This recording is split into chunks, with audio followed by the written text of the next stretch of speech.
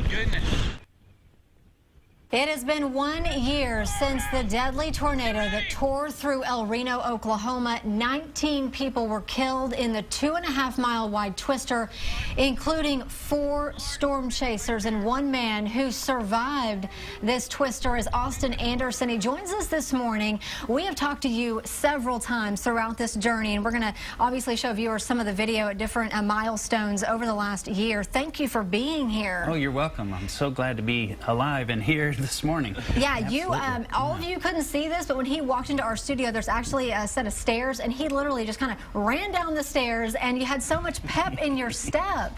Yeah, so mumuch more after a year since the tornado, where I was on a morphine drip just a year ago, laying in a hospital bed and couldn't move because I had broken vertebrae, and now I have rods and screws in my back, but the muscles are coming back to hold me together, and I'm feeling so much better after a year. That is awesome. I don't want to dwell on the past too much, but I do want to remind people of this image of the SUV that you and your storm chasing team were in, and the fact that anyone could even walk away from that vehicle is impressive. First of all, yeah, here it is. Yeah, if you look at that's the end of it. After we finished rolling through this field 10 times, it was smushed right there on the driver's side where I was. I was the driver of this vehicle, and it went. One of the eyewitnesses said it flew through the air into the tornado and got thrown backward about 200 yards, landing on the roof and rolling at least 10 times.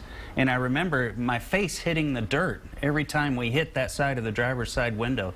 And when we came to a stop, we were still inside the tornado with the wind rushing through the car at 150 miles an hour, all yelling at each other over the roar, stay down, we're still in it.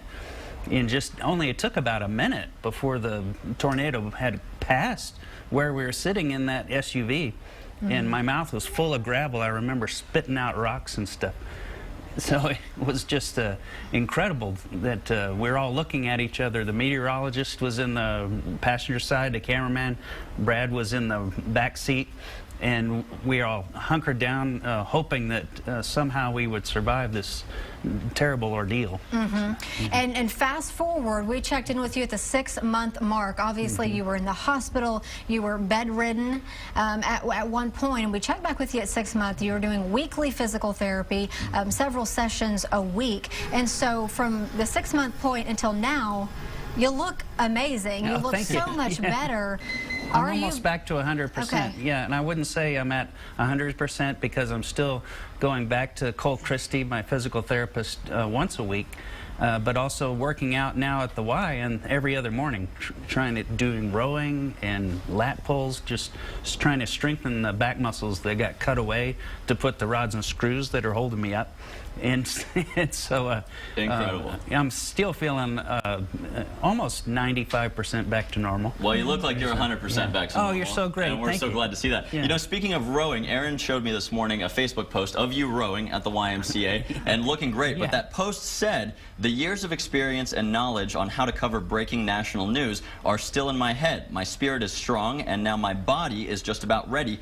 Hurricane season begins June 1st.